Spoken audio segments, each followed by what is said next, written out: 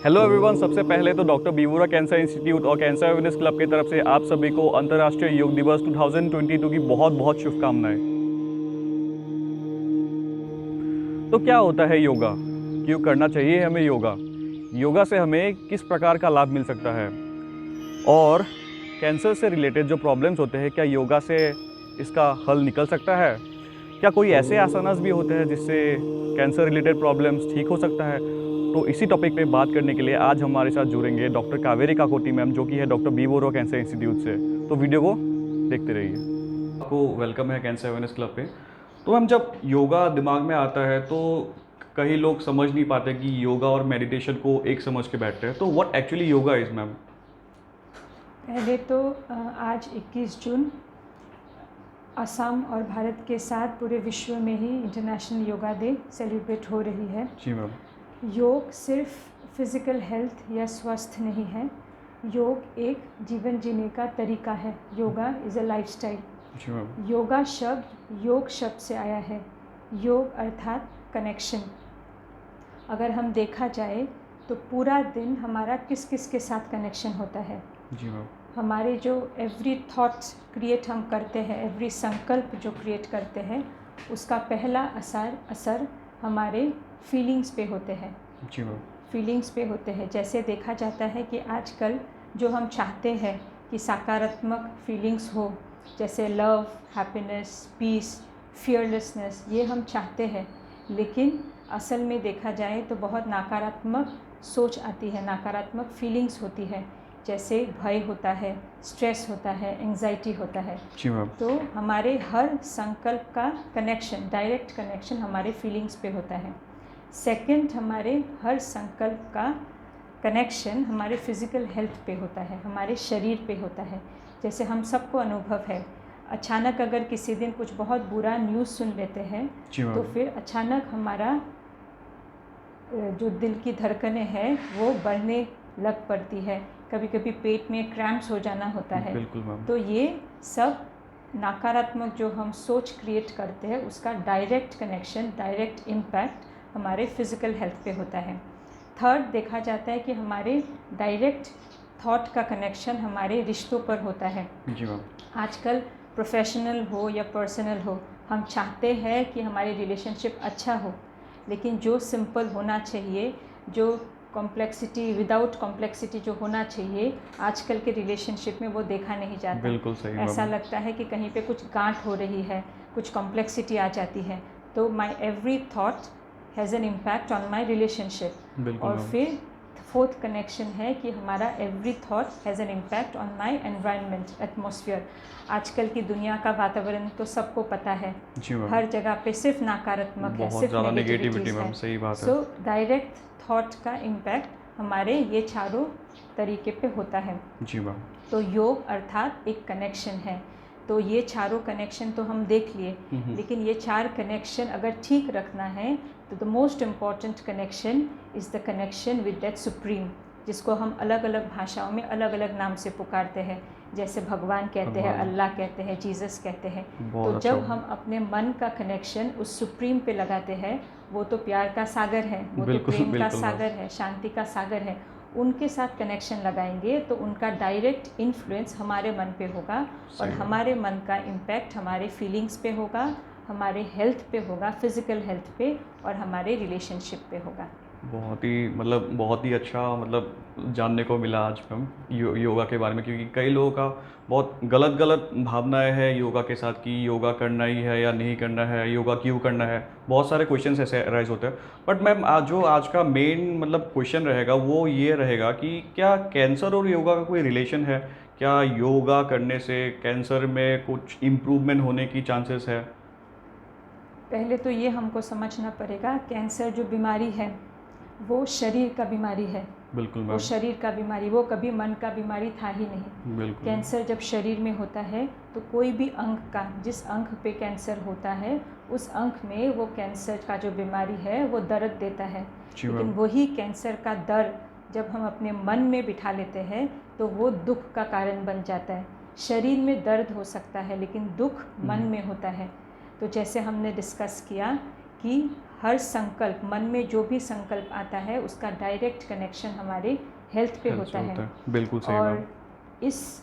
इस समय जब कोई को कैंसर होता है, जब कैंसर होता है, कैंसर का ट्रीटमेंट होता है, कैंसर का ट्रीटमेंट में भी बहुत सारी टॉक्सिसिटीज़ होती है, तो इस समय मन का सहयोग शरीर को सबसे ज़्यादा चाहिए। बाकी समय तो ठीक है, कभी कभी नेगेटिव सोच लेते हैं, थोड़ा बहुत पैल्पिटेशन हो जाता है, थोड़ा बहुत एब्डोमिनल क्रैम्प्स हो जाता है, तो हम उससे बाहर निकल आते। लेकिन ये ऐसा एक बीमारी है जो शरीर को थोड़ा कमज़ोर कर देता है। तो इस समय अगर हम मन का पूरा सहयोग तन को नहीं देंगे तो तन पे जो भी बाहर से ट्रीटमेंट हम ले रहे हैं उसका इफ़ेक्ट जितना होना चाहिए उतना होता नहीं है।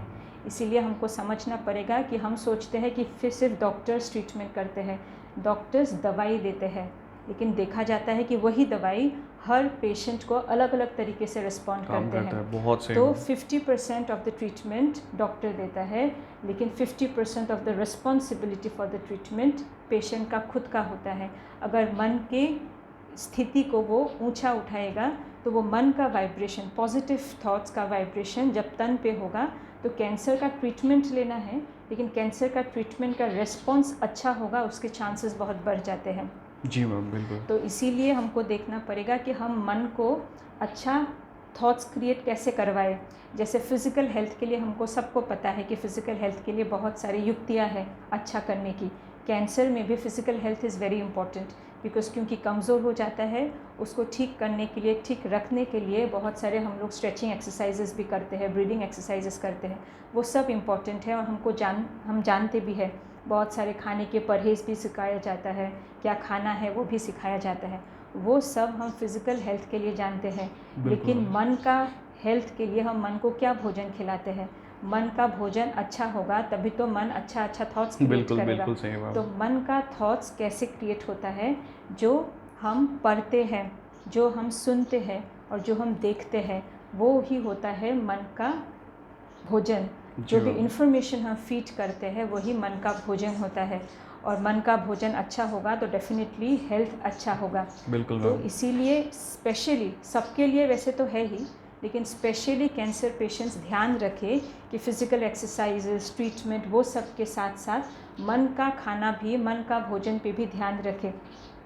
सुबह सुबह उठ के कभी सोशल मीडिया या फिर टीवी या न्यूज़पेपर देख के सारे नेगेटिव इन्फॉर्मेशन फीड नहीं करनी है। आजकल तो जैसे ट्रेंड पे है कि मतलब सुबह उठ के मोबाइल देखना है तभी दिन स्टार्ट करना है मैम। तो वो स्पेशली कैंसर पेशेंट्स के लिए स्ट्रिक्ट नो होना चाहिए कि कोई भी नेगेटिव फीडिंग सुबह सुबह नहीं, ताकि बेसलाइन जो हम सुबह सुबह सुनते हैं वो हमारे पूरे दिन की बेसलाइन बन जाते, बेसलाइन ऑफ थॉट्स बन जाते।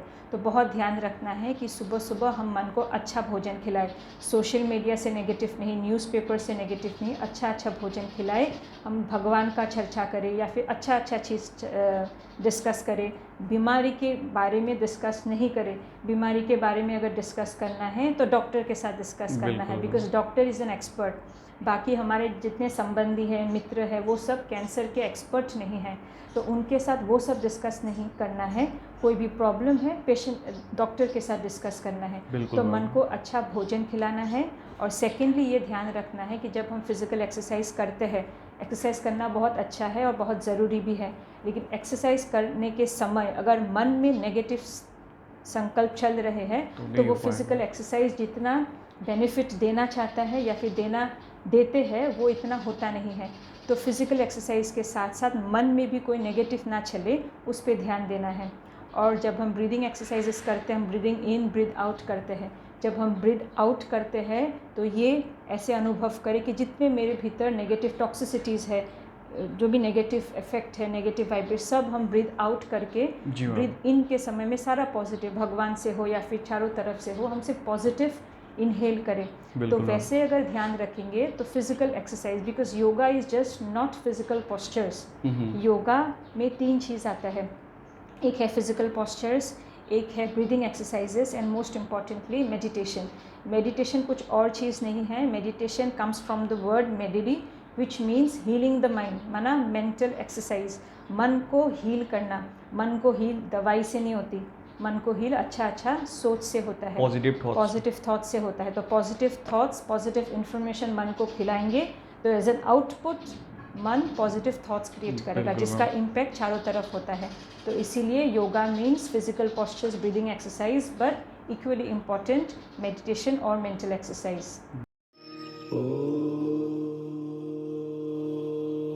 Namaste and hello to everyone. Myself Twist Lahon, a physiotherapist at Dr. B. Borwa Cancer Institute.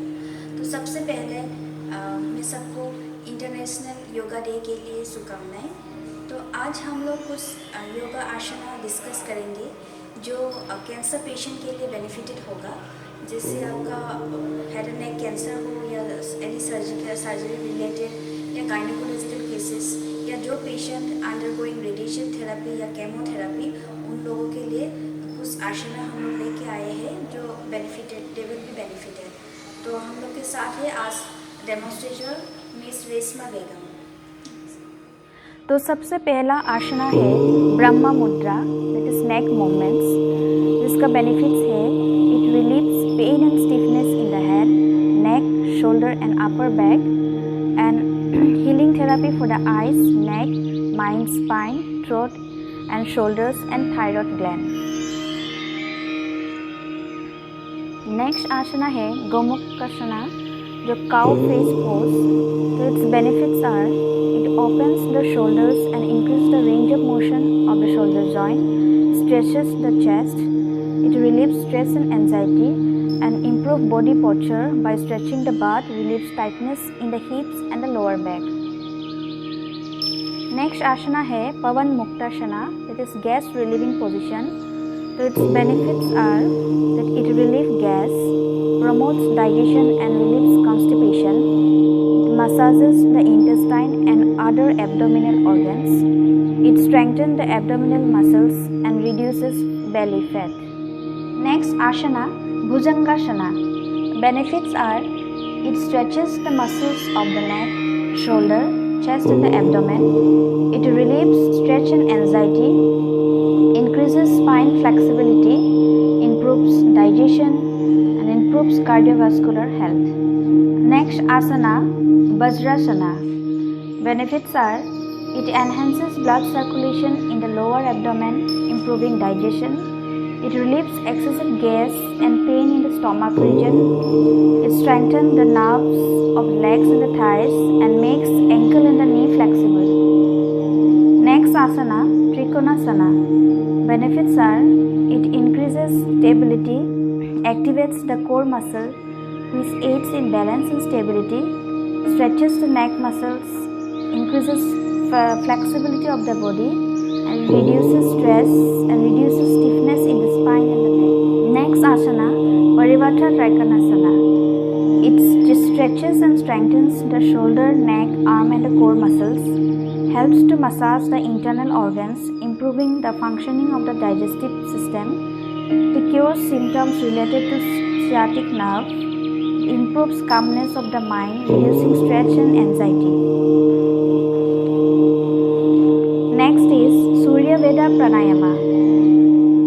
Benefits are it increases the positive thinking, enhances energy, generates heat inside the body, it increases the physical energy and to revitalize the body and overall increases oxygen supply in the blood. Next is Anuloma Viloma Pranayama. It improves blood circulation, provides relaxation to the body and the mind, improves concentration and overall increases oxygen supply in the blood. अवसर पे आप viewers को कुछ ऐसे information देना चाहेंगे जिससे कि वो अपने लाइफ में इम्प्लीमेंट करें? यही कहना चाहती हूँ कि yoga is a high vibrational lifestyle, जीवन जीने का तरीका है, जीवन शैली है जो हमारी मनोस्थिति को बहुत ऊंचा बना देता है, ताकि जीवन में कोई भी अगर परिस्थिति आएगी तो हम उसको पार कर सकते हैं। तो योगा सिर्फ 1 घंटा, 1 दिन या कुछ क्षणों के लिए नहीं, योगा इज़ अ लाइफस्टाइल, जीवन जीने का तरीका है जो हमारे हर चैलेंजिंग सिचुएशंस जो जीवन में आते हैं, सब बीमारी हो या फिर कोई और भी हो, सब चीज़ों में हमको इतने स्ट्रॉन्ग बना देंगे कि हम उसको आराम से पार कर सकेंगे। So wishing you again a very happy international yoga day. Thank you.